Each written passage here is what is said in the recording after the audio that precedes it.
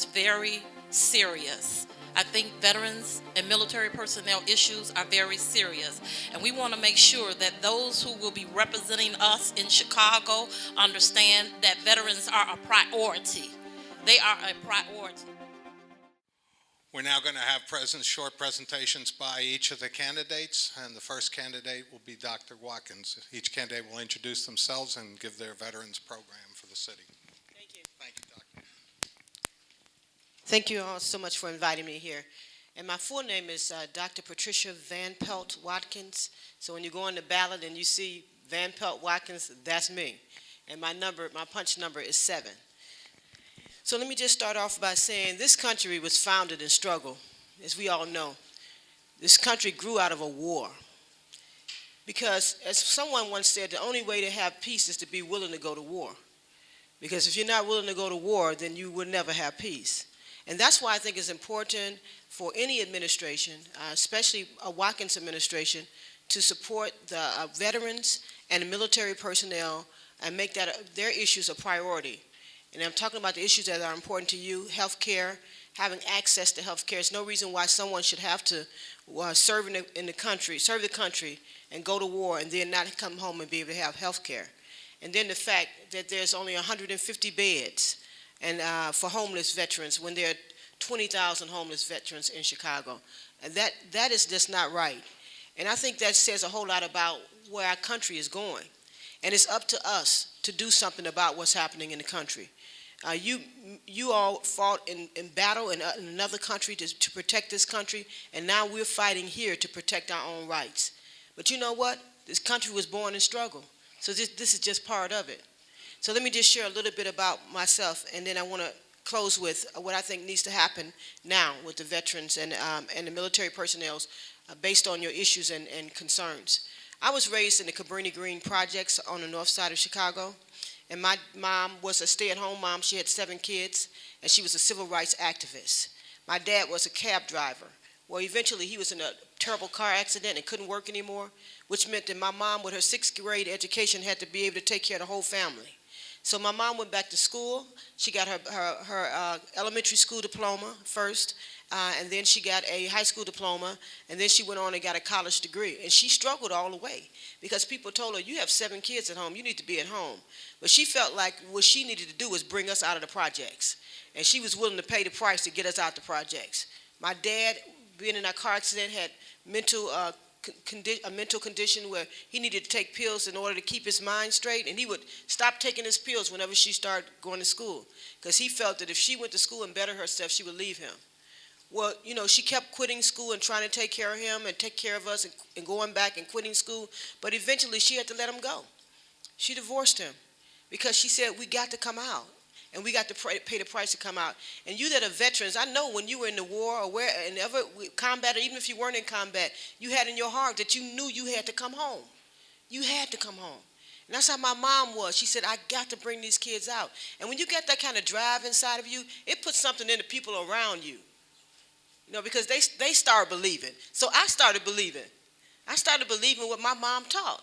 My mom said, justice is not coming to you, Patricia. We have to go and get it. And I remember her saying, I'll be back at 10, because she was going out again. We felt like she needed to stay home, but she felt like she needed to go and do something about the conditions we were living in. And she wasn't just out there talking about the conditions we were living in, but she was doing something to better herself at the same time, all the while demanding justice. Well, that demand for justice is in my heart, too. As I grew up and we were at home alone a lot, I ended up getting caught up in drug activity and different kinds of activity. And at 11 years old, we started using drugs, me and my sisters and my brothers. And by the time I was 19, I realized that I was addicted to cocaine. And I went to my job, and I talked to them, and they were sending me to a clinic, and I went to all my friends because everybody said if you just tell people, you'll get free. So I just started telling everybody because I could not believe I was addicted to drugs. And that was not my dream. It wasn't my vision. It wasn't my hope for the future, and I knew something was wrong, and I needed to get out of it. So I went and told everybody, but I was still on drugs. And for 3 years, I struggled from 19 to 21 years old, and I'm 53 now, so that was 32 years ago when I stumbled into a church one day in Inglewood, small little church, storefront church. And it was there that I made my peace with God. And when I made my peace with God, the habit left me that same night. And I left out of there with no cold turkey, no side effects, but a drive and a commitment to improve the lives of Chicago families. I said people can make it. If we just knew that there was something out here, that if somebody could help us, we could make it. And so I started wanting to tell people about it. I immediately went back to school because I had dropped out of high school when I was 16, put my age up to 18, and went and worked in the steel mills. And I worked there for 8 years. But when the steel mills shut down, we needed jobs, right? So I went back to school, reminded of my mother's struggle, and I got my high school diploma, I got my associate's degree, I got a bachelor's degree, a master's degree, and then I went to school to become a certified public accountant, and I passed the CPA exam, and then I went to get a PhD, and I have a PhD in management today. And I still, in spite of having a CPA, in spite of being a CPA and having a PhD in management, I have committed myself to the grassroots, to helping people, because I know the power that's in people, and if this country is going to be saved, it's going to be saved by the people. It's not going to be saved by the corporations. It's not going to be saved by somebody riding in on a white horse. The everyday people in the 77 neighborhoods of Chicago are the ones that's going to save Chicago. So let me just tell you a little bit what I think needs to happen now. One of the things I want to fund is organizing, because I understand the power of an organized community. When a community is organized and connected across cities, across neighborhoods, across cities, and across states and across the country, then what we find is we find an empowered people. All of a sudden, our voice means more than it meant before. And people keep telling me, Patricia, you shouldn't fund organizing, because when you fund organizing, you're going to have a power base, and they're going to be demanding things of you. And I said they ought to demand what they must have. They ought to demand, and we ought to empower people to demand what they must have. We struggled. My family struggled through poverty. My mom brought us out of Cabrini Green, eventually got a job as a director of respiratory care at the Providence Hospital. And she bought a home out in Roseland, and we found a brand new life. We thought Cabrini Green was all that and a bag of chips, and we thought no way in the world we ever wanted to leave Cabrini Green. But when we got to the south side and found the pizza parlors, the ice cream parlors, grass in the yard, swings, basketball courts, swimming pools, all that stuff, we couldn't believe that people were living like that. And so I understand that there's an inequity in the way the housing that's available to us and the housing that people have. But I want to see people empowered. I want our voices amplified. I want to see Chicago, not only Chicago, but this nation begin to demand what's right for us. This city has been controlled by business. It has been controlled by corporate interests for the last 20 years. How many more minutes I got? 2 more minutes. It has been controlled by corporate interests for the last 20 years. We got a moment in time. Do you hear me? We got a second. For a minute, they left the door open. And as you all know, you probably say, I just started seeing you. But I've been running since September, but they blacked me out in the media. Every forum I'm in, Devaya will tell you, I'm in the same forums with him many times in many cases, and they do not show my face nor even mention I'm there. Why? Because the message is different, and my background is different, and they want us to think we only have a few choices. But I want you to know we got many choices. There's 6 people in this race now, and we need to demand that we hear from all of them. Because the way the veterans and the military personnel will be empowered is when people provide the support that you need to strengthen you and to help you to build relationships across ethnic, religious, and community lines, and then speak with one voice. It shouldn't be just the veterans speaking out for veterans issues. We should be speaking out together for the issues of the veterans. We should be uniting our voices to demand that the people who protected us be protected now. And I'm going to close with this. There's a scripture in the Bible that says, in the last days, a woman shall compass a man. And what that means is that a woman will encircle a man. She will, in an amplified version, it means to woo him. The woman will woo the man. She will win him, and then she will protect him. It's time. It's time for us to protect our men, and it's time for men to protect our families. And I think that as mayor of Chicago, I will empower this community with funds and support to be sure that happens. Thank you. Thank you very much, Dr. Watkins. Excellent. Our next speaker is the clerk of the city of Chicago and candidate for mayor, Miguel de Valle.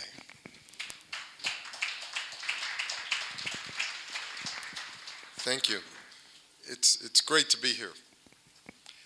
A powerful story from candidate Watkins. And there are others out there with stories to tell. We have a city full of individuals who have stories to tell about the hardships that they experience in life and about how they overcame and how they succeeded.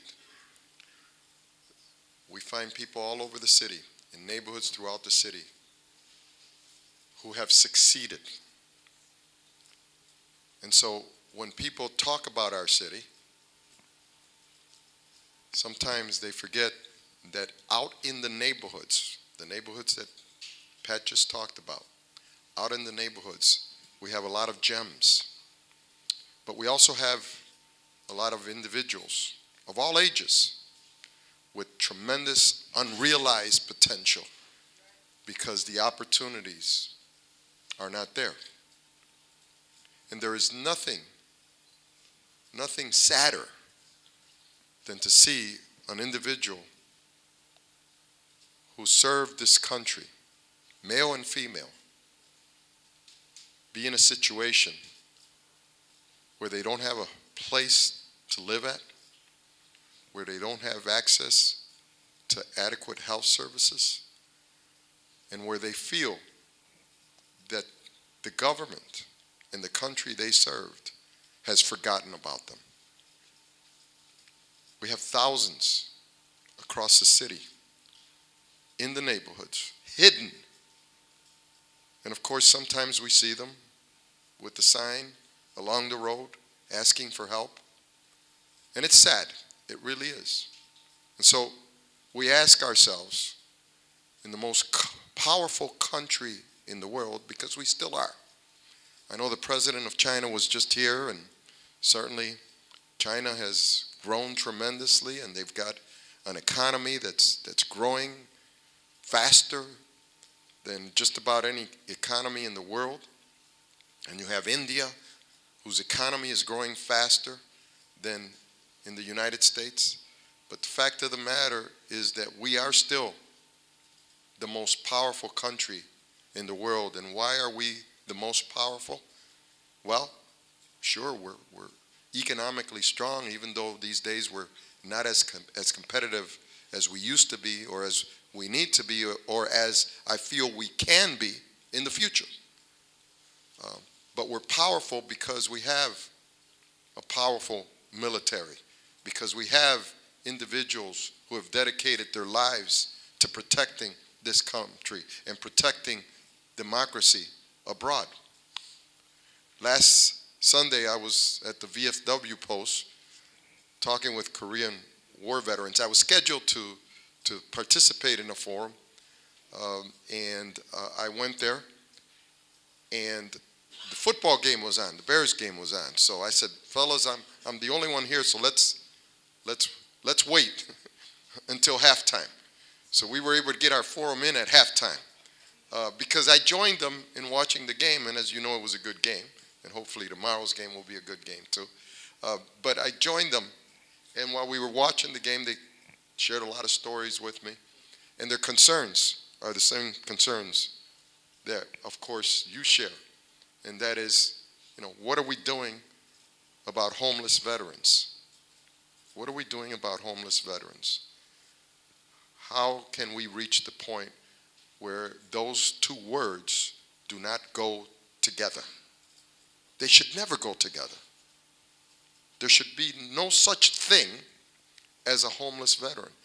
And as a state senator, because I was in the Illinois Senate for 20 years, I supported, through the appropriations process and through the legislative process, the development of services at the state level. And as you well know, and the introduction did make mention to the state services, but residential services are extremely important. Transitional living opportunities are extremely important. There are lots of people who have gotten into trouble with their mortgages and have gone into foreclosure. And those individuals are on the brink of being homeless. And the definition of homeless, of course, needs to be broadened in people's mind. Because people, the general public, when you say homeless, they think someone on the street living in Lower Wacker Drive. When the definition of homeless includes individuals who are living with relatives or living in a basement of a friend's house because they can't afford rent. That includes should be included in the definition of homeless. They don't have a stable living situation. And so as we look at this foreclosure crisis and we look at what's happening, the number has been growing and continues to grow. And so what is the Department of Veterans Affairs doing to connect people with transitional housing? What is the department doing at the state level and at the federal level, the VA, to ensure that women, veteran women, have access to health services, and that there is no difference between the health services that males have access to and the health services that female have access to, and that the access to female health services includes things like mammograms and other kinds of services that are absolutely necessary. They shouldn't be considered as an extra, but a part of the services that have to be delivered. These are very, very important issues. And this election is about issues. You know, I'm here with Pat and Doc, and we've been at a lot of forums together, and yet we have candidates who say that they don't have to show up to forums like this. They don't have to show up to forums like this because they feel that all they need is to take the millions of dollars that they get from Hollywood and from Steven Spielberg and all the big shots, all the big money people, and that they then take those dollars and then they buy millions of dollars of 30-second commercials on TV, and they feel that those commercials on TV are going to convince you that they are the best person for the job and that they will watch out for your interests and that they will care deeply about you and your families and your neighborhoods through a 30-second spot. So therefore, they don't have to come out and talk with you and listen to you and answer questions that are important to you. They feel they don't have to do that. And yet, when polls are conducted, you know, Miguel del Valle, Pat, Doc, you know, we don't show up. We're the ones out in the community, in the neighborhoods, and yet the individual who goes to not one community forum has 44%. By the way, I don't believe that number. I don't think it's real. You see? Because I'm not going to do this, but if I were to ask people in this room right now, who's voting for that individual, I would think that probably no hands would go up. And if anyone was starting to raise their hand and looked around, they'd pull it back down real fast. Right? And so we know what is real. We know what we're up against. And we know that in this city, there is an historic opportunity, the first time in over 60 years, to elect a mayor to fill a vacant seat. The first time in over 60 years. And during that period, for 43 years, we had one name. Daily, either father or son, for 43 years. And so this is an opportunity for a change in how we do business in the city of Chicago. It is an opportunity to chart a new course. It is an opportunity to finally engage neighborhoods. And the candidates here today all believe in engaging neighborhoods and making the city one. And veterans are a key component of that equation. And so I urge you in my last few seconds to get the word out, to talk to all your friends, to talk to all your members and your veterans organizations and tell them that they must vote in this election and that they must bring other people with them. Early voting begins when, Doc? The 31st of January. Early voting begins. That's a few days away. Tell people not to stay home. Don't wait till February 22nd to vote. Vote, and vote based on the information that you've received. I'm not here telling you to vote for me. I'm telling you, you need to get all the information. You need to do more of what you're doing and then make an informed choice. But make sure that people people make that choice throughout the city of Chicago. And if they do, I think the results are going to end up being very different from those polls that you're seeing in the newspapers who want, really, a certain individual elected. Thank you. Thank you very much.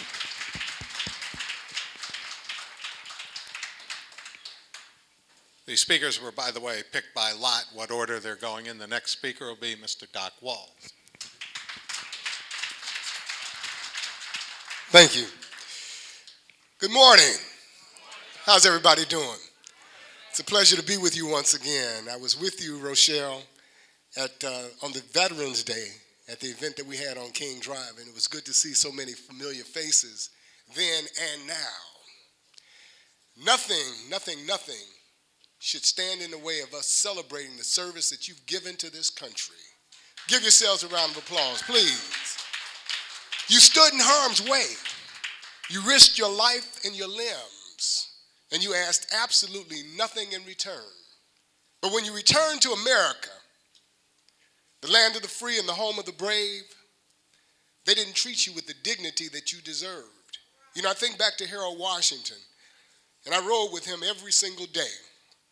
And he'd often talk about his service to America during World War II. And he'd talk about the fact that when they came home, that black World War II veterans were not allowed to ride at the front of the train, but they had to ride at the back of the train behind the Nazi prisoners of war. Disparity. People who were fighting for freedom were treated as though they were less than equal. But that didn't stop African Americans, blacks, from signing up to go and fight in the wars with pride and with dignity, bringing new standards. Fighting, risking it all. But then when you come back,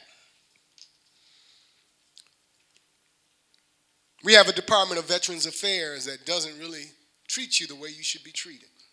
Some of you know that when I was National Political Director for Rainbow Push, every Saturday after the meeting, we would gather. I've got a cold, so forgive me. I'm not going to apologize every time I cough, but I'm going to try to avoid it. We would gather in the Dr. King Sanctuary and fight through the issues that were plaguing veterans. Some of you remember that? We'd meet every Saturday. And back then, some of the major issues was every time you all were trying to requalify, you had to go through and regurgitate all of the same information that you gave them before. There was no short form. And that was a burden on people because oftentimes the paperwork would get lost, and it didn't. Thank you, Mr. Claude Spivey. Oftentimes your paperwork would get lost, and they would hold you up. And we all know what a catch-22 is, right? Oftentimes people would get caught up in that catch-22, and it was impossible, literally impossible to get out of it. And then we found out that Illinois veterans, that Illinois veterans were at the bottom of the list when it came to benefits. And it made no sense whatsoever. This is a nation that requires so much of its people. And this is a state that has powerful and influential people. And we were at the bottom of the list when it came to benefits for our veterans. So that fight was waged. Has it gotten better? I'm asking honestly, has it gotten better? So that means we have to fight harder. What do we have to do? My goal as a candidate for mayor is to help people unthink their economics and develop a smart economy that guarantees every Chicago resident a better quality of life. And a smart economy includes the proliferation of cleaner, greener, more energy efficient, and technologically advanced manufacturing plants. A series of public-private partnerships funded by $2 billion of our $8.5 billion capital improvement plan. That's money that the city council has already set aside. And typically, what the city does with that money is they build planters down the middle of the street. And then they water those plants while people are living homeless all throughout the city of Chicago. We're watering planters, building planters and watering plants down the middle of the street while people are sleeping homeless in weather like this. We have to unthink our economics. That capital improvement program provides 4 areas of concentration: economic development, education, transportation, and city infrastructure. We've gone past city infrastructure and we've gotten into beautification. Like all of Chicago is a panacea and everybody's doing well. And like we can afford now to just spend money building planters down the middle of the street and watering plants. People are struggling. People are suffering. People's hopes and dreams are dying on the vine right here in the city of Chicago. And many of them are veterans who've served this country, who's risked life and limb, who have given all that has been asked of them to give. And we don't take care of their needs. We're last on the list when it comes to benefits for veterans here in Illinois. But we're building planters down the middle of the street. We have to unthink our economics. We have misplaced priorities, ladies and gentlemen.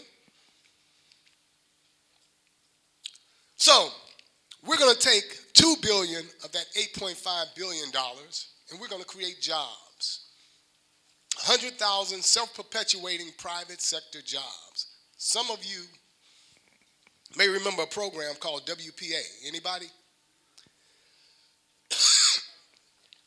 Works Progress Administration. Put a lot of people to work, didn't it? 8.5 million people went back to work. Back then, the government didn't say it's not our job to create jobs. They created jobs. If you were a painter, you were allowed to paint. If you were a sculptor, you were allowed to sculpt. If you were a writer, you were allowed to write. Whatever you could do, you did. If you had a strong back and was good with working with tools, you helped to build the roads, the curbs, the gutters, the sewers, the sidewalk. You were part of the fabric of America because we gave you a job. And we allowed you to be a part of it. We allowed you to be a part of it. And you had dignity. So, with that $8.5 billion program, we're going to use $2 billion to create 100,000 self-perpetuating jobs. 10,000 of those jobs will be reserved for veterans. We will make certain that in the city of Chicago that we have a set aside for veterans when it comes to contracts. Veterans fall into a class all by themselves. Certainly we have to take care of your rehabilitative service needs. You have too many veterans who are strung out on drugs or using alcohol. We got to take care of that. But we also have to take care of your real needs so that you can feed your family, so you can pull your pants up and be the man or the woman of your household. We have to make certain that you have safety here in the city of Chicago. We have to make certain that we educate our children. But we want to make certain that you have a job and have an opportunity to get real contracts here in the city of Chicago. So we're going to fight for you. We're going to make certain that we have veterans as a part of our transition team.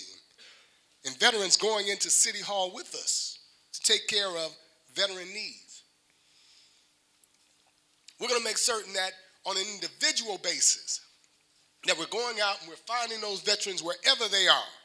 And we're listening to them and we're providing them critical care services so that we can heal them and bring their lives back together. The purpose of government is to provide for the common defense, ensure civility, and to take care of those who are weak, afflicted, infirmed, or disoriented.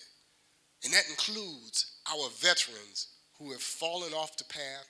We got to bring them back on. All right? My name is Bill Doc Walls. Thank you. Thank you, Doc.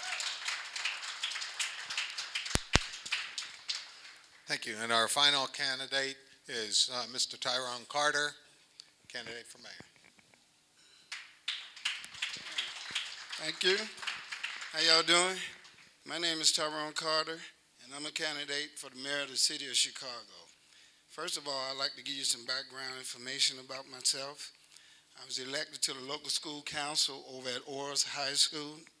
I'm a member of the Law Center, the Southern Poverty Law Center. I'm also a published author. I wrote Whitney City Law pro se. I also served 4 years in the United States Army. Being a veteran, I'm aware of the different benefits that we receive. Benefits for World War II veterans, benefits for different eras, benefits for different ages. As a candidate, one could only speculate other than ensure anything or make any promises. But I can assure you that I'm a diehard veteran. I want to thank you for having me here today, and God bless you.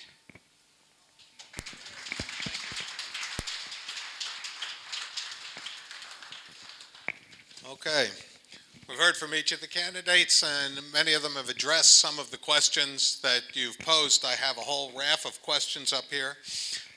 We're going to ask each candidate to respond by coming to the podium and responding to the question, keeping the comments down to 2 minutes for each response. I know it's not much time, but we have a lot of questions. And the first question that I have is from Marvin Gardner, of Strike Force. But a number of people asked the same question, so I put it as number one. If elected, how would you help with the homeless programs of the city and state and returning troops and families? And we'll go in the same order, and I'll ask Dr. Watkins to address it first.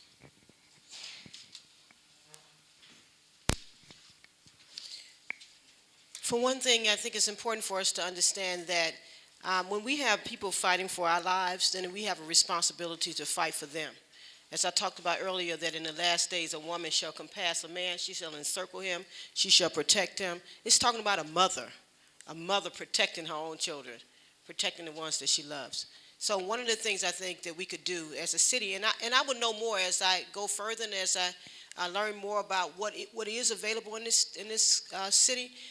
Right now, our budget is about $20 billion when you add up all of the different agencies and departments together in the city. The mayor controls about $20 billion.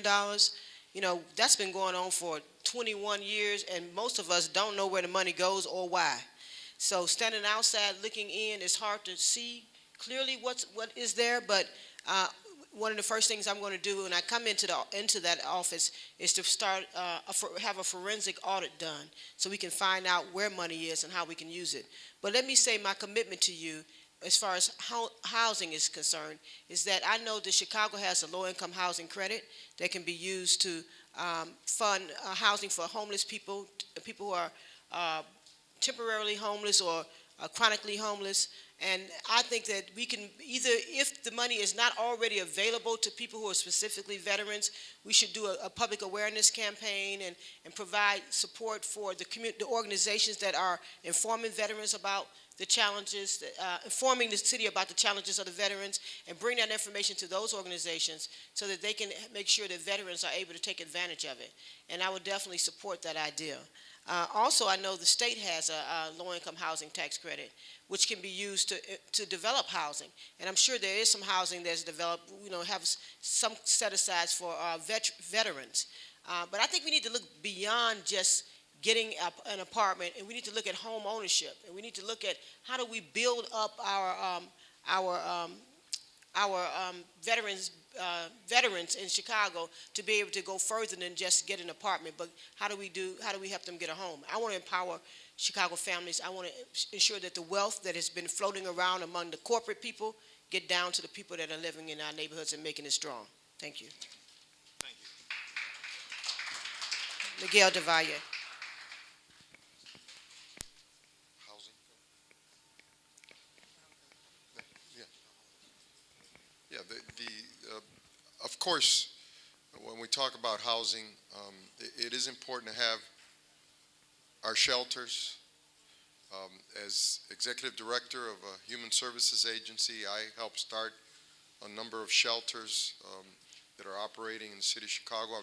I've been a strong supporter of Safe Haven, a program on California and Roosevelt that provides housing and assistance to individuals And I think we need more of those kinds of facilities in the city of Chicago. I'd like to see what Safe Haven is doing over on Roosevelt in California replicated throughout the entire city, so that we can take individuals who have been on the street or are living with someone else and in need of support so that they can stabilize themselves, go to a clean, nurturing facility that will help them lift themselves and be able then to transition into a permanent living situation, and then ultimately into home ownership. And that is why I have supported the Sweet Home Chicago ordinance that has been pending in the city council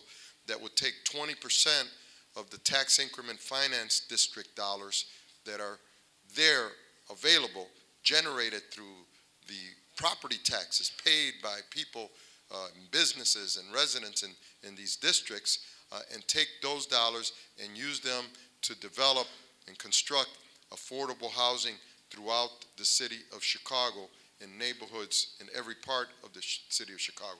Because ultimately, I agree, we should be helping people become homeowners. But how do you define affordable housing? I mean, I used to live in neighborhoods in the city of Chicago where properties now are worth $1 million, $1.5 million. That's not affordable housing. Is affordable housing defined by a medium income in the city of Chicago or in the Chicago metro area of $50,000 a year or whatever? That may not still be the definition of affordable if that's your income. So the definition of affordable housing has to be one that allows people to achieve home ownership, but be able to obtain a mortgage that doesn't bury them, the year after they've obtained that mortgage, or 5 years after. And then that leads to foreclosure, and then another bad experience in the life of someone who's trying to lift themselves up. And so affordable housing, but between affordable housing for home ownership and homelessness, there are a lot of transition points that lead you to that. And the goal is to get someone to that point of affordable housing, and of course you can't do that without employment. And that's why I continue to support the veterans' preference, because we have to put people to work. Thank you. Thank you. Mr. Wall. Thank you. According to the Department of Veterans Affairs, 1 in 3 homeless males is a veteran. That's too high a number. We've got to do better. We've got to do better on the local level, the state level, and the national level. But here locally, the area that I seek to control as mayor of the city of Chicago, we have to make certain that we work with veterans to give them full access to our homeless prevention funds.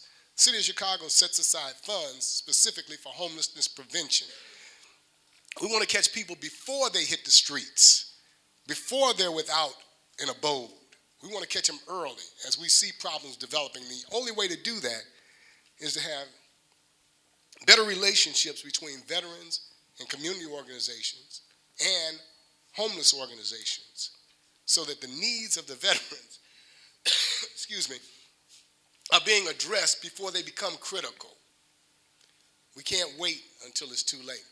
In terms of affordable housing, I believe that we should identify or develop 2 units of low-income housing for every unit of market rate housing that we develop. We can do that with a commitment. The dollars are there. We just have to unthink our economics. There are many veterans who are in prison because of the circumstances. They got caught up. We need to do all we can to fight to bring them back and re-indoctrinate them and get them back on course. There's a multiplicity of problems that are unique to veterans that other people don't face. So that's why it's so critical and important that we have veterans at the table in the early stages. And in my administration, we will ensure that we have veterans in every department of city government helping to make decisions, and helping to make sure there's complete inclusion, because the veteran population, excuse me, is a huge and vast population, and it isn't focused on one single thing. Everything that happens in the city affects veterans. So we got to make certain that we have homelessness prevention funds available. We have to make certain that when we find veterans who are homeless, we engage them in a new Homestead Act, help them to achieve home ownership through the programs that are available. But at the end of the day, we need veterans at the table helping to make the decisions. Thank you. And Mr. Carter.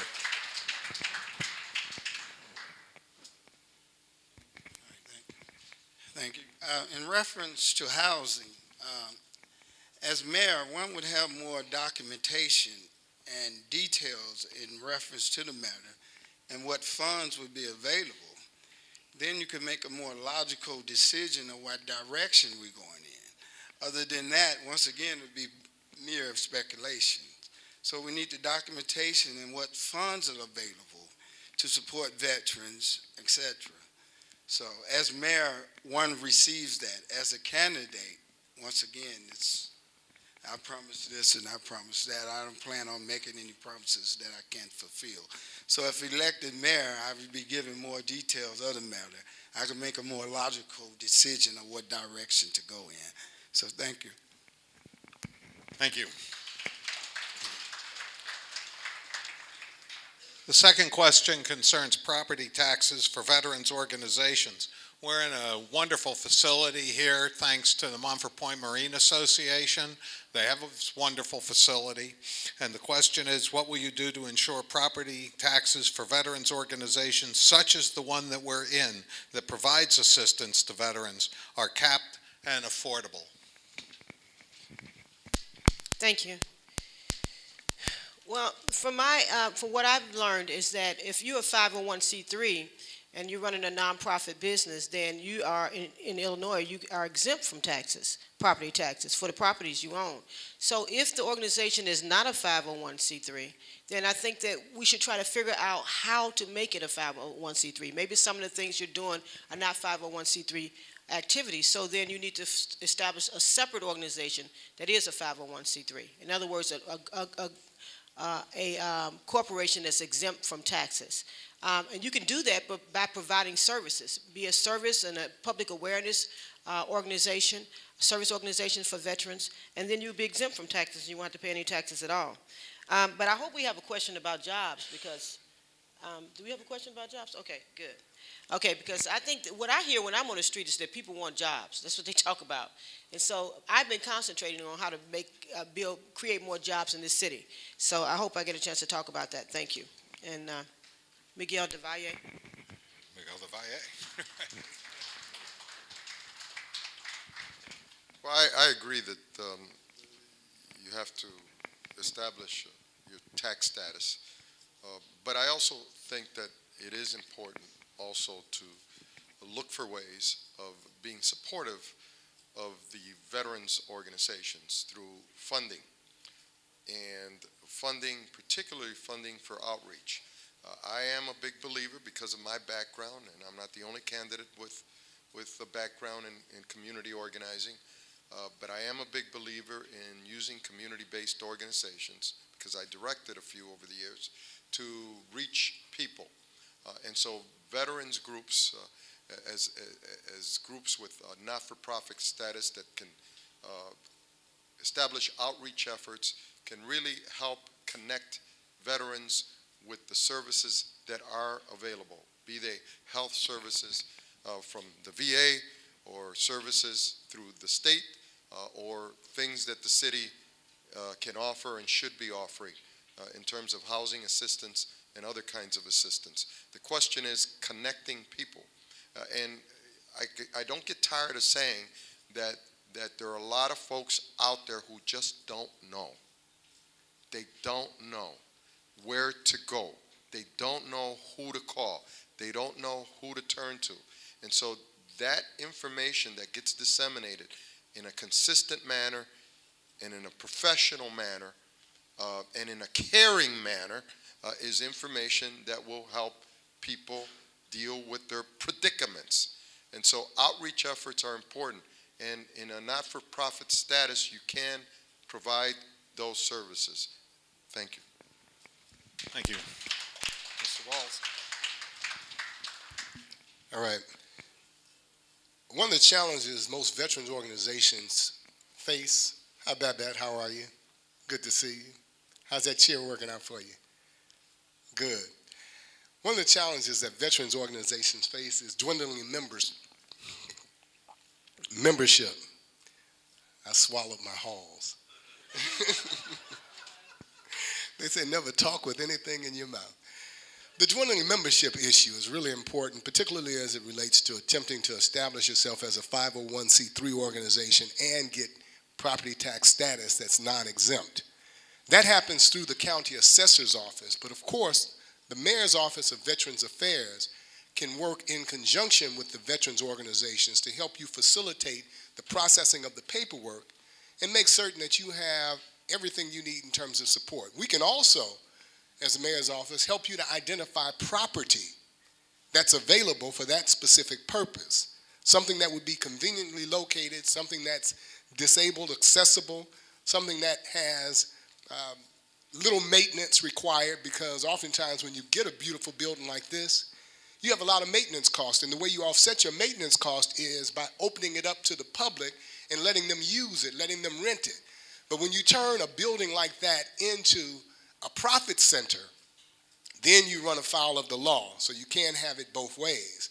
So we'd have to work with you to make certain that you had a building that was in good shape and not requiring a whole lot of maintenance. And I see Patricia Horton is here running for city clerk. Hello, Patricia Horton. You all give her a round of applause, please.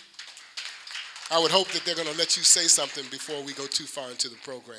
But yeah, we do have to make certain that we're providing veterans organizations a place to meet and gather and commiserate and build up self-esteem and build up morale. That's important because you have family, you have friends, and then you have people who are peers who really understand what you've gone through in life. So we'd be glad to work with you in that regard. Thank you. Thank you, Mr. Wall.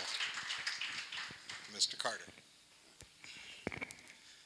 First of all, taxes is a touchy issue in any situation, whether it's for veterans or not.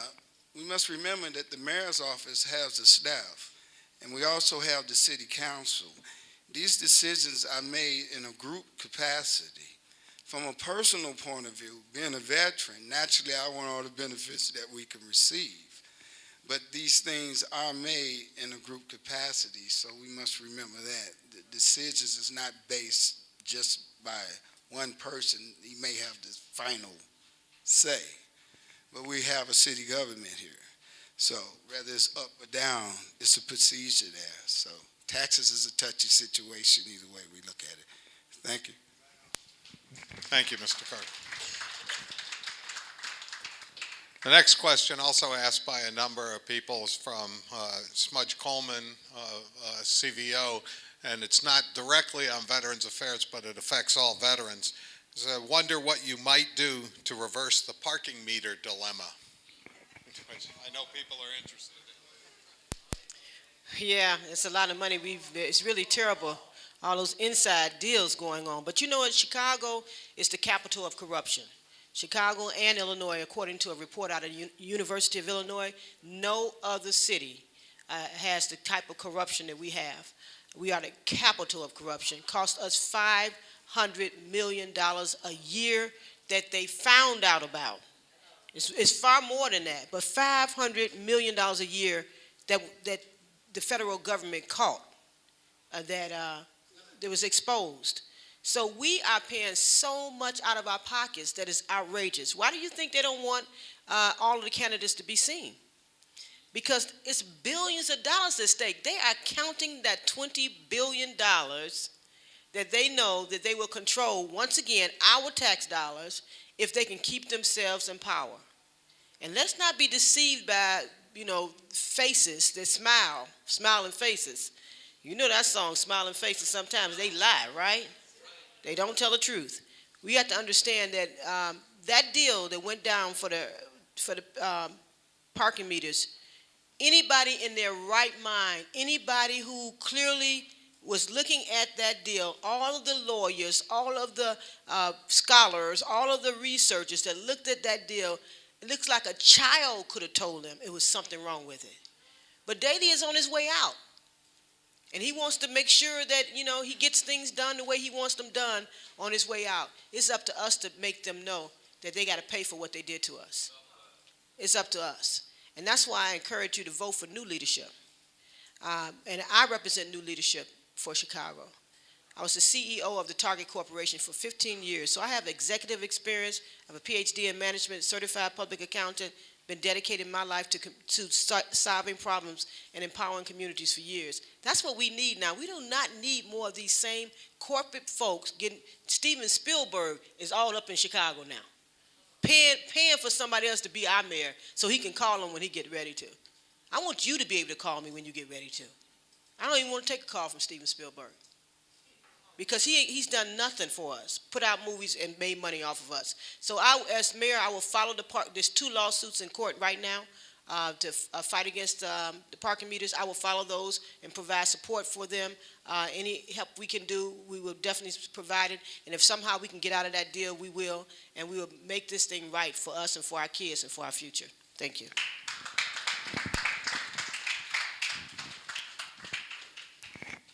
Well, there are a couple things I want to say about this parking meter fiasco.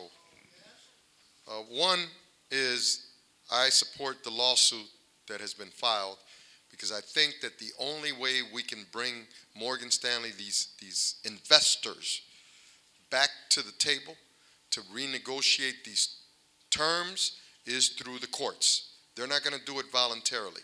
And the mayor's going to have to take a clear position on the need to either renegotiate or undo this deal. Now, if that doesn't happen, then we've got a big problem because this deal is for 75 years. And the worst thing about this deal, of course, in addition to the fact that we're paying the highest parking meter rates downtown in the country now, in the country, the highest. That's $5 for 1 hour. It'll go up another 75 cents next January and another 75 cents the following January. The highest rates in the country. And so the worst thing about this deal is that it took the authority away from the city of Chicago to establish bus lanes, bicycle lanes, to reduce traffic flow downtown. We can't change meters. We can't eliminate meters. We can't do any of that. Do you know that if there's a fire, heaven forbid, somewhere, and it's an old manufacturing building, and because of the way the condition of the building was left, the street has to be closed off. If there are meter boxes on that street, and so no one will be able to park there for a few days until demolition takes place, do you know that we have to pay the company for the loss of the revenue? Yes. That's how the contract works. We have to pay them. Even though it was an emergency, we have to pay them. It is a ridiculous deal. And let me say the second part of this. Never again, under my administration, and I don't think under anyone else's administration for that matter, will the city council take a proposal like this, get it one day, look at it quickly, and the next day vote on it. That's what happened. In 2 days, this horrible deal was approved. Never again in the city of Chicago. Thank you. I don't like privatization. Privatization is a sinister scheme. It's a plot that Daley used to reward his friends, punish his enemies, avoid the Shackman decree, and bust the unions. I don't like privatization. This privatization deal stinks like all the rest of them do, and I would engage in no privatization deals. I will not sell city assets when I'm mayor of the city of Chicago. Here's the deal with the last parking agreement. It's last parking, but it's also known as Chicago Parking Meter LLC. And the thing that distinguishes me from all other candidates is I do have real vision, and I come up with real solutions to the problems that are plaguing all of us. It's ridiculous to talk about litigation. Why? Because anytime you spend $1.15 billion to put together a deal, you're going to make sure it's an ironclad deal, right? So we can waste our time going into court and fighting that deal. Or we can bring them back to the table peacefully and make certain that we're now making money off of our parking meters and get more in exchange for our bargain. Here are the components. One, if we can show them how we can improve their bottom line, meaning increase their net profit, make it easier to do collections and maintenance, and make it easier for them to do administration, as well as enforcement and litigation, then they'd be willing to listen. Don't you think so? They have an image problem. People all over the world have heard about this horrible parking deal. And even though they got a great deal here, there are lots of other cities out there that they want to do business in. And when they show up in those cities, people say, we don't even want to talk to you because we heard, thank you, we heard about your Chicago deal, and the people aren't happy with you. So they need to repair their image. So here's what we've suggested. I've suggested that if you want, you can continue to purchase your City of Chicago vehicle sticker for $75. That's what we paid last year, right? But if you choose, you have the option of purchasing an enhanced City of Chicago vehicle sticker.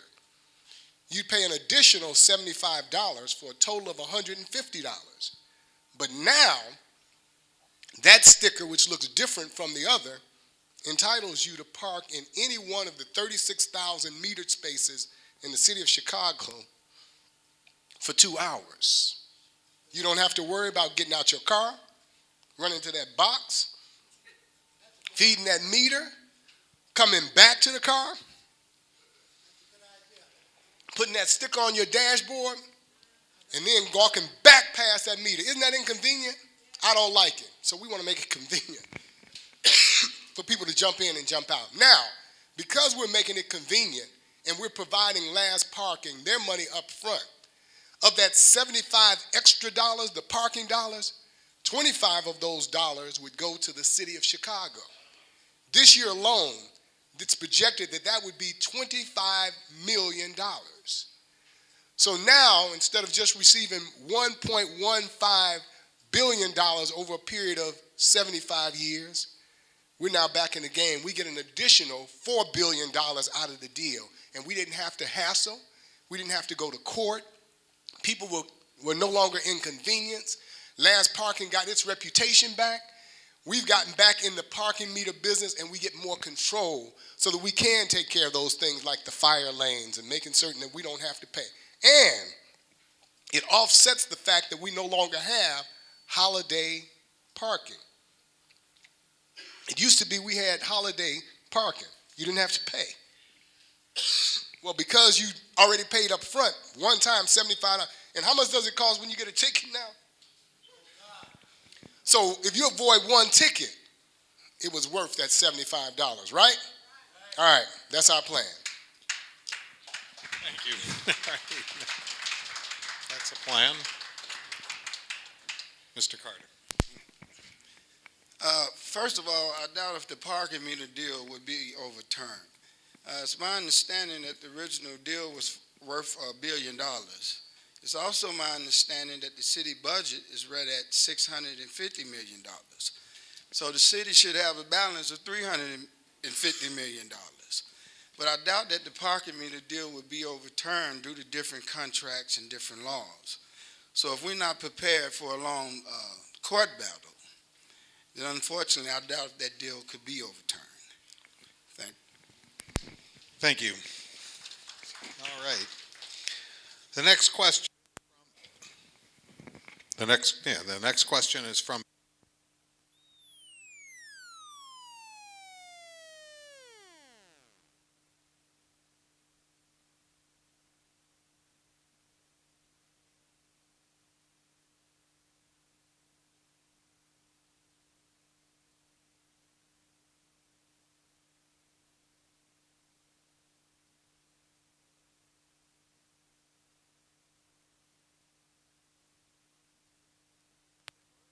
programs are available for veterans with barriers, and I would include veterans with disabilities and returning veterans from Iraq and Afghanistan in this question. Okay, we're back online. One of the biggest travesties we have in this country is that back in the 70s, there became a new wave to sweep America, and that wave was to build prisons. With the rise in demand for freedom, when people began the civil rights movement, people began to demand freedom and access to opportunities and begin to declare that they had a right to every opportunity that was available to everyone else. With the rise of that demand for freedom came the rise of the prison industrial complex. And the people who had marched and fought and gave and suffered, and many suffered death, even to death, to make sure we got freedom, they found their own children being fed into a criminal justice system. I remember clearly when drugs came to our neighborhood. Drugs flooded in, and guns flooded in with it. We were just kids, 15 years old, 16 years old, and drugs was on every corner. We don't own the planes. We don't own the trains. We don't own the boats. We don't own any mode of transportation. There is no underground canal from Panama where they're shipping drugs. There's no airdrop where they drop the drugs in. They are bringing in tons of drugs into our neighborhoods, and it has caused many of us to end up being caught up in a system that will not let us go. So what you're saying about the veterans not having barriers to employment because of records in the past, it's across the board. The country has become the incarceration nation of the world. No other country incarcerates more of its people per capita than America. We have 2.4 million people in prison right now. Over 1 million of them are black. We have 7 million people exiting prison every single year. Prisons and jails every single year. They cycle in and out. So I definitely support removing barriers. I think that one of the first things I want to do is remove barriers that have people isolated out of society. I hear many of my peers have come forth with public safety plans, talking about just getting more police. And how many of you all know they're shooting the police now? So more police is not going to solve the problem. We have hundreds of thousands of people in this city who roam our streets who cannot get a job, cannot get in housing, cannot get an education, and we have to own that. We may say we don't like the fact that we got to help them get in now, but we have to own it because America has lived off of it and fed off of it and got itself fat on it, and now we got to pay the price for it. If I'm privileged to become your next mayor, in the 4 years that I am mayor, 100,000 additional ex-offenders will come home to join the hundreds of thousands that already roam the streets. There is no legitimate public safety plan that does not take them into account. You cannot leave hundreds of thousands of people out on the street and tell them you'll never get a job for the rest of your life, you can't get in housing, and you can't go to school, and we're going to make sure that we're not going to let you get grants nor loans. And then you think the rest of us are going to be safe. We will never be safe until we bring that population back in to mainstream society. And that is one of my major goals as mayor, is to ban the box off the applications for city jobs. So in other words, one of the first things they do when you fill out an application, they say, do you have a felony record? You have to check that off even if it was 50 years ago. You still got to check it. Then when they're going through those applications, they see that box, that goes in a separate stack. You know that. They're not going to go to that stack first. They're going to that stack last, right? But we want to take that box off. And we want to already have established that people can come back in. There's no law that say no, people can never come back in. We will rebuke that law. And when our rebuke of that law in Chicago is going to be heard in New York, Los Angeles, and Washington, and all around the country, our rebuke will be heard. And not only around this country, but around the nation, around this world, they're going to hear that we say we do not lock our citizens out who continue to pay taxes, because even the homeless pay taxes. And then we tell them they can never get back in. I will be the mayor that will champion that effort, because to me, there's no way we can improve our housing values. We can't improve our school outcomes. We can't improve public safety. We can't improve neighborhoods unless we bring that population back into mainstream society. Thank you.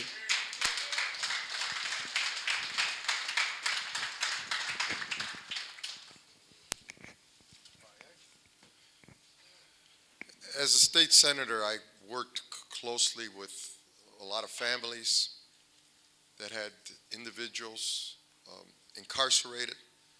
I dealt with a lot of transfers and a lot of really sad situations. I also dealt with some cases where individuals who were incarcerated should never have been incarcerated, but didn't have the legal representation that they needed to be able to make their case and be able to obtain justice. And so they were left without justice and left to pay and make and serve time. When we talk about individuals who have been convicted of felonies, really the process has to start within the Department of Corrections. And you know, the Department of Corrections doesn't correct a whole lot of things. It's just warehousing. We know that. And over the years, you saw the decline in opportunities for educational training, job training. Very, very few inmates are able to participate in job training type activities within the prisons. And then, of course, as parolees, when they get out, then they're left to fend for themselves. That's why the agency that I used to be an executive director of had and has a program to assist ex-offenders and to take ex-offenders and help them connect with the city colleges of Chicago so that they could begin to build and rebuild their resumes and then be able to make their case for employment. But we must reduce the barriers for city employment. The city has made an attempt to provide job opportunities for ex-offenders working with the private sector, but it's not enough. The population has grown tremendously. And the other thing is there are housing issues for ex-offenders. You know, they don't have access. And so it's not just about a job, it's about housing, it's about mental health services, it's about substance abuse, counseling, and treatment. It's about all those things combined. You need a comprehensive approach, and we need to broaden that service, that scope of service in order to reach more individuals. But the connection to those community services should be made before the individual leaves the corrections department so that there is immediate support once they leave. Thank you. Thank you, sir. Mr. Walls has asked that Ms. Patricia Horton introduce herself. I'm going to give her a minute here. She is a water reclamation commissioner at this time and is running for city clerk. Thank you, thank you. Well, I know I wasn't scheduled to be here, but I just thought I'd come in and say hello real briefly. You know, yes, I'm the Metropolitan Water Reclamation Commissioner that's running for city clerk because I want to be the eyes and ears for you. And also, I want to work with city council and with the future mayor, you know, and I'm just looking forward to serving you. Highest office within the city of Chicago, and it has never, ever in history, ever had a woman working in that position, am I correct? So I want to keep the dream alive. I want to move forward and break history and create history and be that first woman with credentials to go into that office. So remember me, Patricia Horton for city clerk, punch 21. Well, that's a winning number. So God bless. Thank you all very much, and I respect your time. Thank you, Ms. Horton. You can have a brief response to the question. Thank you. Just for a reminder, the question was about taking that X off of people's back and also making certain that people with disabilities, veterans with disabilities, have complete equal access and the ability to become employed in Chicago and Chicago city government more specifically. As I indicated earlier, I'm going to make certain that I have veterans as a part of my transition team and as a part of every single policy-making position in department and city government so that you know that your issues are being considered every time there's a decision made. You won't have to wonder because one from among you will be sitting right there helping to make certain that your issues are at the forefront. That X on the back plagues people, and oftentimes it's simple things. There's a bill, 3 strikes and you're out. And when you have that 3rd strike, your life changes dramatically, and it will never be the same. And it's almost impossible to get that X off your back. That means it's impossible to become a first-class citizen again. Not only will we do what we have to do here in the city of Chicago, but we'll use the mayor's office as a bully pulpit to change that. So that there's amnesty for ex-offenders. So that after a certain time, that X is completely removed from your back. And you can go to work just like everybody else and pursue the American dream.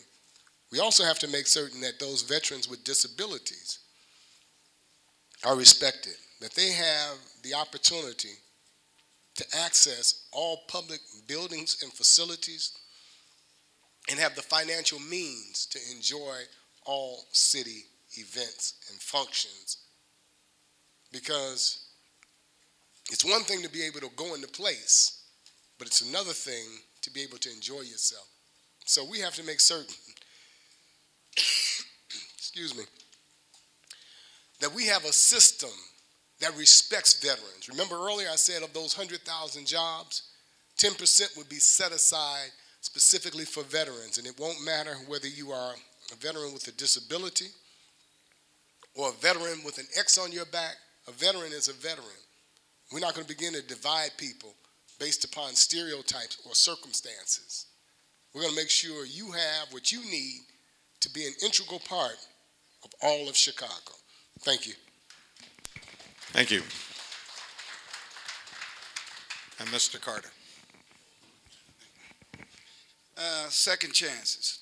Yes, I believe in second chances simply because some things are a matter of correction. On 26th and California Street, we have the Department of Correction. It's not a prison, it's a correctional facility. So if one allows themselves to be corrected and rehabilitated, then yes, they should have a second chance. Absolutely. Thank you. Thank you. The next question, I'm going to combine 2 questions from Babette Payton of virtually every veterans organization, but NWVU, and Dr. Connie Edwards of NWVU and CVO. And that is, Dr. Edwards noticed on the literature that's been passed out, veterans are not mentioned on the candidates' literature, and they do not mention veterans' issues. Will you tell us why that is so, and does it mean out of sight, out of mind? And at the same time, Babette has asked, will you commit to convening a Chicago conference on Veterans Affairs to identify our needs and implement these many recommendations? Thank you.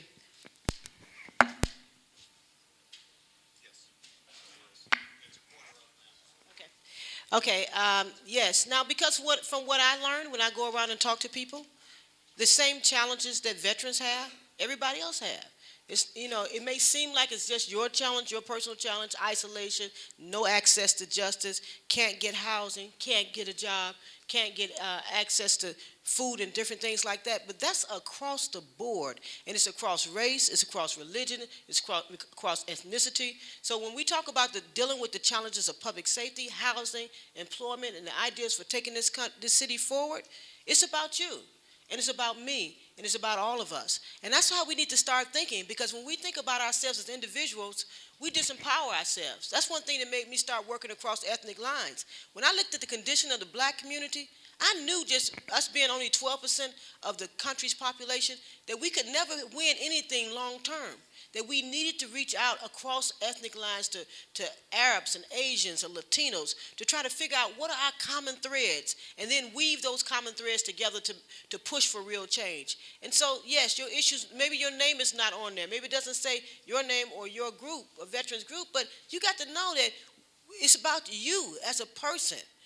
Whether you were a veteran or not, I want to see you empowered. I think the only way to improve the city of Chicago is if the lives of the people who live in Chicago are improved. Thank you. Mr. DeValier. The reasons for these forums is to give people an opportunity to present their issues and to have those who are asking for your vote respond. And not just respond, but to take back the information that you provide and put it to work. So when I visited the VFW post last week, for example, we put out a statement regarding veterans. The information that you provide and you have provided here today by way of your questions will then also be reflected in the materials that we develop tomorrow and the next day. And so you won't be out of sight, out of mind. But I once again remind you that there are individuals who are not here today, who are individuals who expect to get your vote and the vote of your family, and they don't know what you look like, they don't know what you feel like, they don't care what you think, they don't want to deal with your issues. And so those are the kinds of things that I encourage you to think about as you make your decision. But I also say that your aggressive lobbying, call it advocacy, call it anything you want, but your activity, because it is about activity, is extremely important, that it take place in a continuous manner, on an ongoing manner, not just during an election, right? And so that it is important for you to, no matter who becomes mayor, to make sure that you convene, and yes, I agree with a summit, a citywide summit or a conference on veterans issues in the city of Chicago, and I agree that we should look at that conference, at that summit, look at carefully what each city department is doing to ensure adequate services for veterans in the city, and that we also bring in the state and the county to see how it is that the three entities are collaborating and how it is that we're making sure that the three of us combined, city, county, and state, are then advocating at a federal level to have the VA do everything that it's supposed to do for every single veteran, regardless of gender, regardless of race, ethnicity. It doesn't matter, because there shouldn't be a question about race or ethnicity, Doc, when we talk about services. Everyone has a right to receive the same quality services, no matter where you live or where you come from. And if you're a veteran, then there should be no question at all. You've already served. You've already given. You've given more than just about the rest of the population in this country. No one has given more than you have. And so it is a matter of accountability. It is a matter of advocacy. It's a matter of looking at everything and looking at everything on a day-to-day basis, on a week-to-week basis, on a month-to-month basis, so that when things that should happen do not happen in terms of services to individuals, action is taken. And people are called out. And when I say people, I'm talking about elected officials. I'm talking about aldermen. I'm talking about mayor, city clerk, city treasurer. Everyone is called out, because that is what ensures a response, the response that you've earned, the response that you deserve, and the response that the country must give you. Thank you. Thank you. Babette, the answer is absolutely yes. I would convene a conference here in the city of Chicago to address veterans issues, and we would implement the recommendations that we can agree upon. So the answer is absolutely yes. In terms of out of sight, out of minds, veterans could never be out of sight and out of minds throughout the course of my campaign. I got a friend, Stefan Miller. Stefan Miller travels around with me to make certain that we are engaging in activity that's taken into account veterans. We've gone to veteran facilities, we've sat down and we've talked to veterans, and it's an important part of our campaign. My literature just doesn't specify any particular group whatsoever. It's targeted at all residents of the city of Chicago because we do, as Patricia aptly stated, have just common things that we're concerned about. But no, veterans are first and foremost at the table because of the fact that you do make sacrifices, because of the fact that you are standing in a position where you're in the greatest need. And we got to get past that and get you back to prominence, the prominence that you deserve. And we're going to do that through that conference that Babette has suggested. Thank you. Thank you, Doc Walls. Mr. Carter. Due to the economic situation, the job situation is difficult for everyone. Naturally, as a veteran, I'm sentimental to the matter. Also, as a veteran, I would have to ask you to continue to endure, continue to move forward, until change come about. So, thank you. Keep your head up. Thank you. And this will be the last question. We're running out of time, so we'll ask that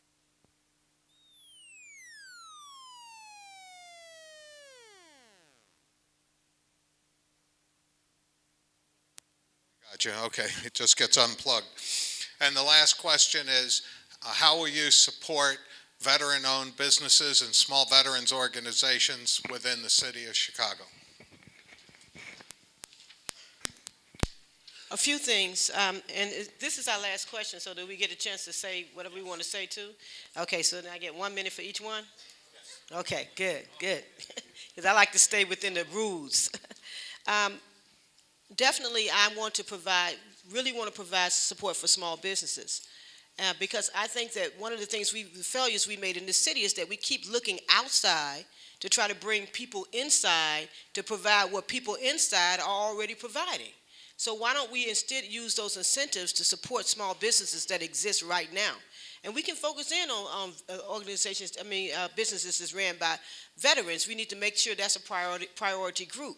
Because, you protected us. You were willing to sacrifice your life for us. So we owe that back to you.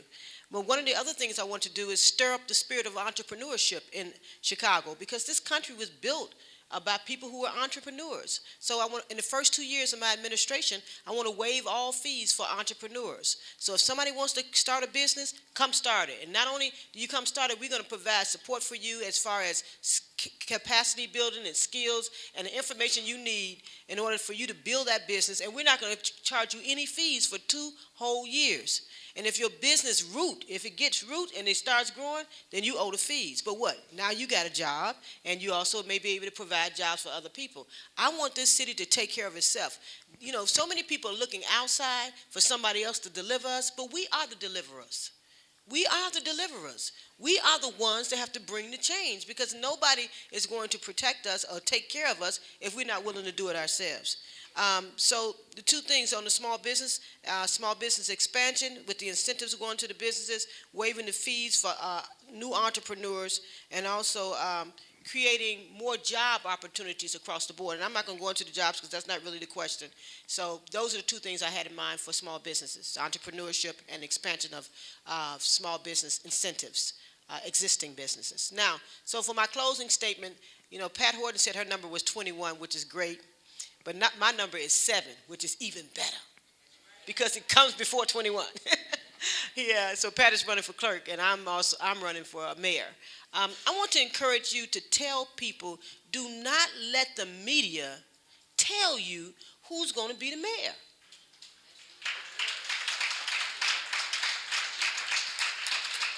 Here we got somebody who don't even put his feet on the ground. Do not come to any forums. Don't talk to any people. I know a group of pastors I heard was trying to meet with Rahm Emanuel, and he told them he didn't need him. He told them, I don't need you now. Wouldn't even meet with him. So if he won't meet with us now, what can we expect when we put our $20 billion in his hands? What do you think the corporate businesses that are all outside of this city sending money in, don't you know they want a return on their dollars? We cannot allow ourselves to be caught up with this okey doke. Let's rise up and fight back. You know, so often we hear that, you know, that we're supposed to support justice. We're supposed to be about justice. But we also have to oppose injustice. And what they are trying to put into our communities, the media and the corporate giants in this city are trying to force us to swallow Rahm Emanuel. But I want you to throw him up. Throw him up, spit him out, and show everybody the shame of that situation, that circumstance. Don't go home and say, you know what, I'm going to vote for Patricia, and I'm excited about it. I'm going to punch number 7. Don't just say that. Say, not only am I going to vote for Patricia and punch number 7 and get excited about it, but I'm going to tell everybody I know, don't you be caught up in the lie that they presented before us, telling us we all want him. We love him. The devil is a liar. He's a liar. So go out and tell people, not one person, not two, tell 50 people, 60 people that we cannot let it happen. Because if we let it happen, we'll pay not only with our own lives, but our children's lives, and likely our children's children. All right, punch 7. Thank you very much, Dr. Patricia Van Pelt Watkins. And Mr. Miguel de Valle.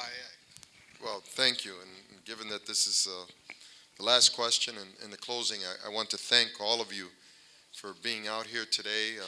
You know, the weather's not the greatest, but you're here because you care. You care deeply. And because you are all honorable individuals. You are honorable because you gave the most to this country as veterans. And so you have expectations, and of course, those expectations should be met. And as a candidate, and as candidates, we do have the deepest respect for you. And that's why we're here. Those who are not here today probably have their reasons for not being here today. But I'm here today because I have the deepest respect for you. And I want to work with you. The question of small business is a very important question because future job creation in the city of Chicago is going to come by way of small business development. But we want to see those small businesses out in the neighborhoods. You know, we are described as a world-class city, but yet we're also described as a city that has neighborhoods that are food deserts, where you can't find fresh produce in a store. And so how could you be a world-class city with a description that is a third world description? Countries in poverty have, in many cases, access to fruits and vegetables because they grow them on the farms. And we don't have areas, we have areas that don't have that access. And so we're not a world-class city yet. We want to be, and we can be, and we will be, because we have talent and skills, and we have lots of people who love this city and are willing to work as a community, as a city, as one, to make that happen. But it's going to take leadership, and it's going to take a strong city council. We're going to have a whole new makeup in the city council. This is a wonderful opportunity. This is a moment in time when significant change can occur in the city of Chicago. You know, we had that feeling. I don't know if you were at Grant Park when this gentleman was elected the President of the United States. That night at Grant Park, when we walked down Michigan Avenue afterwards, and people from all walks of life, all nationalities, all economic categories all came together to celebrate a historical election.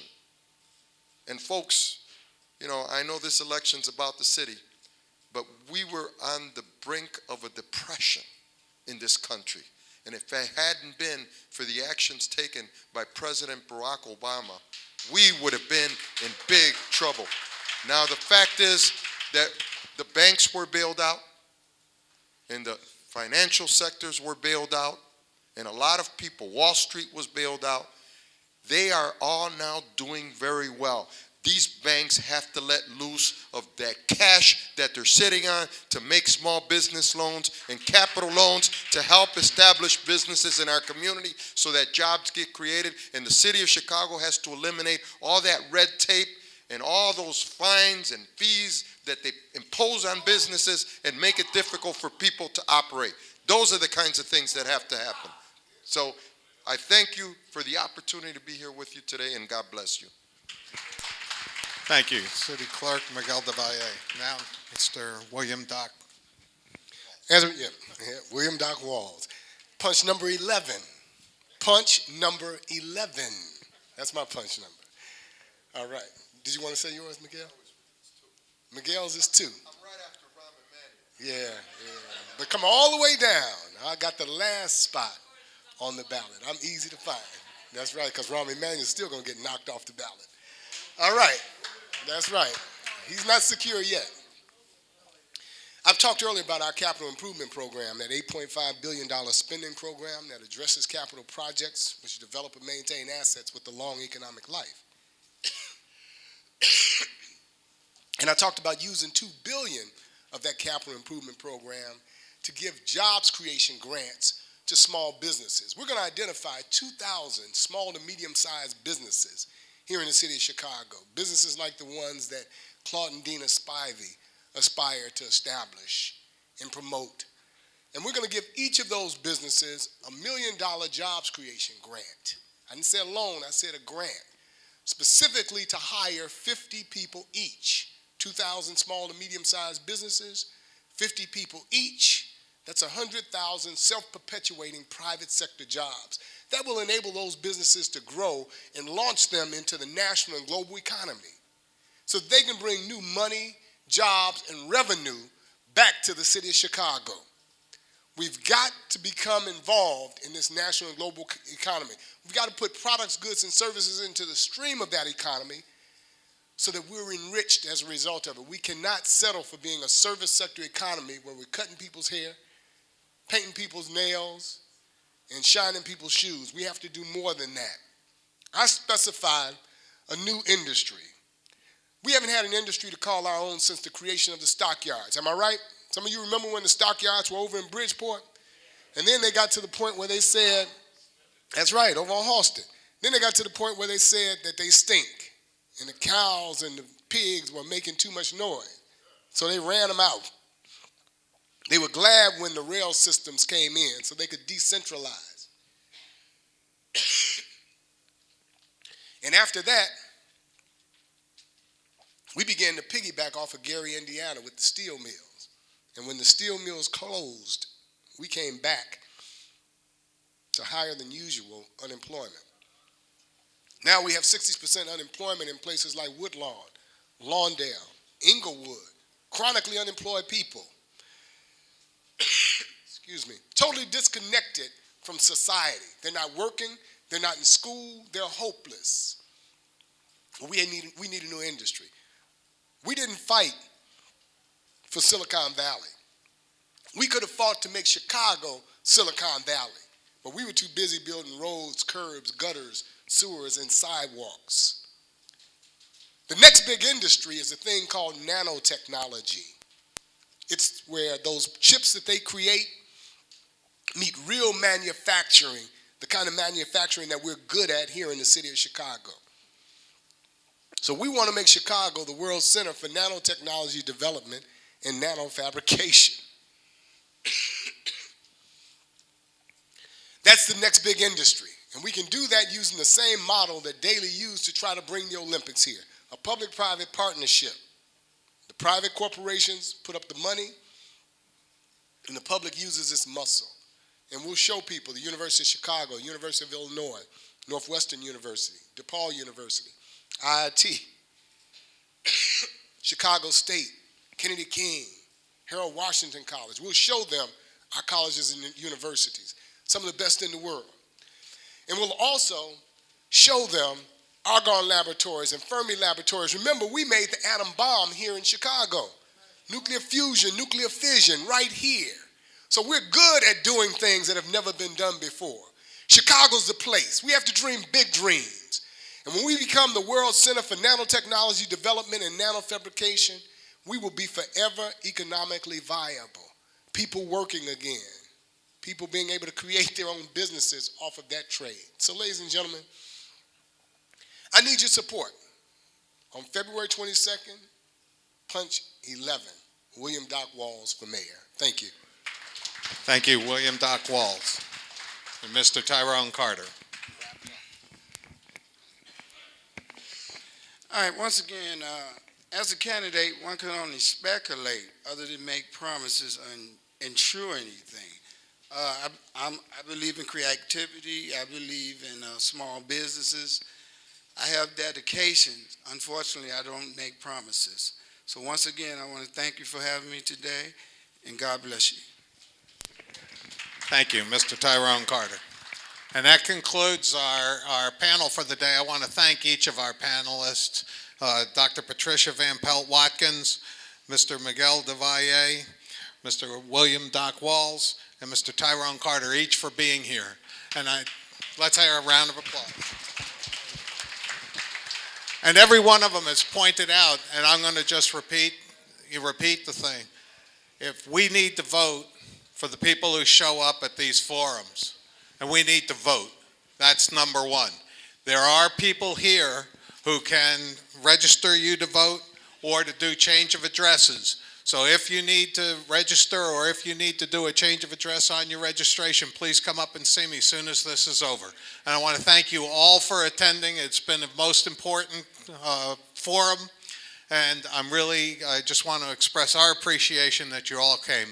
Let's give ourselves a round of applause. Thank you very much, and with that, we will adjourn.